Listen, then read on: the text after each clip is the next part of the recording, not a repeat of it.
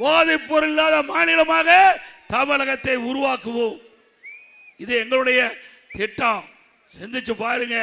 இன்னைக்கு நாடு அழிவு பாதையில் போயிட்டு இருக்குது. நாடு அழிவு பாதையில் போயிட்டு இருக்குது. இதை காப்பாற்ற வேண்டியது இங்க இருக்கின்ற மக்கள் தான். நீங்க நினைச்சா தான் காப்பாற்ற முடியும். இல்லைன்னா போதைப் பொருள் நிறைந்த மாநிலமா இருக்கிற காரணத்தால 2 வயசு குழந்தை கூட விட்டு வைக்கல. 2 வயசு குழந்தைய கதற கதற பாலியல் கொடுமை செய்யப்பட்டு அதனால அந்த கொலை படுகொலை செய்யப்பட்டிருக்கிறாங்க. அது மட்டும் இல்ல, இன்றைக்கு சிறுமிகளுக்கு பாதுகாப்பு இல்ல, பெண்களுக்கு பாதுகாப்பு இல்ல, பாட்டிமா கூட பாதுகாப்பு இல்ல. இப்படிப்பட்ட அவல ஆட்சி தொடர வேண்டுமா?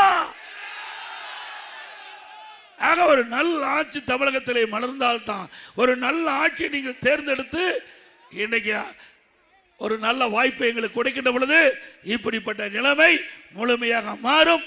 தமிழகத்தில் இருக்கின்ற பெண்கள், குழந்தைகள், முதியோர்கள் பாதுகாக்கப்பட வேண்டும் என்றால் அதிமுக கூட்டணி வெற்றி பெற வேண்டும். அதிமுக ஆட்சி அமைக்க வேண்டும்.